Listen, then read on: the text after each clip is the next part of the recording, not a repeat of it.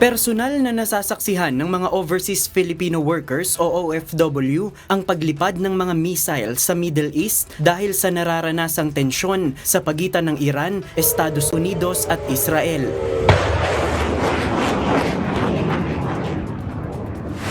Ayon kay Maria Alicia Efa, isang OFW sa Abu Dhabi, nakikita nila sa himpapawid ang mga pagsabog na nai-intercept sa airspace. Umaga, around 10 ata meron. Tapos, tumuloy ng around 3:30 kaninang hapon.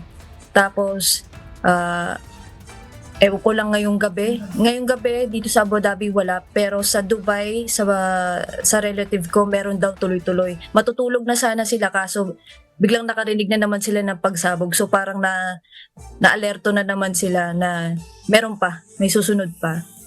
Tensyonan niya ang dulot nito sa kanila dahil halos oras-oras ay nakatatanggap sila ng emergency alert at hindi rin sila makatulog ng maayos sa gabi dahil sa takot. Bunsod nito, pinaghahandaan na ng mga OFW ang posibleng paglikas at pagpunta sa mga shelter sakaling mas tumindi pa ang tensyon. Aktiboan niya ang kanilang ugnayan para ihanda ang mga kinakailangang gamit gaya ng passport, mga pagkain at cellphone para may pangtawag sa mga kamag-anak. Nagtatalaga din sila ng designated na area kung saan sila magkikita-kita sa gitna ng kaguluhan. Kahapon, nag-grocery na ako kagad. Hinanda ko na lahat nag-grocery ako. Hinanda ko na yung mga passport. Pagkain, hinanda ko na rin. Tapos, pati yung pag full tank ng sasakyan, hinanda ko. Pati yung mga emergency numbers na dapat tawagan, nag-check na ako. Samantala, may mga kumpanyaan niya sa Middle East na naglabas ng labor advisory para payagan ang mga empleyado na mag-work from home habang patuloy ang banta ng giyera. Nauna nang ibinahagi ng Department of Migrant Workers at Overseas Workers Welfare Administration ang mga hotline number na maaaring tawagan ng mga overseas Filipino workers na apektado ng giyera sa Middle East. Ang OWA maaaring tawagan sa kanilang hotline number na 1348.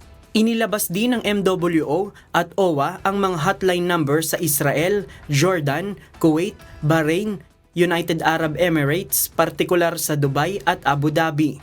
Gayon din ang hotline numbers sa Saudi, Al-Khobar, Jeddah at Riyadh, Iran, Lebanon, Qatar at Oman. Pinapayuhan din ang mga Pinoy sa Middle East na regular na subaybayan ang mga anunsyo ng Philippine Embassy, tukuyin ang mga pinakamalapit na shelter at maging handa sa emergency alert.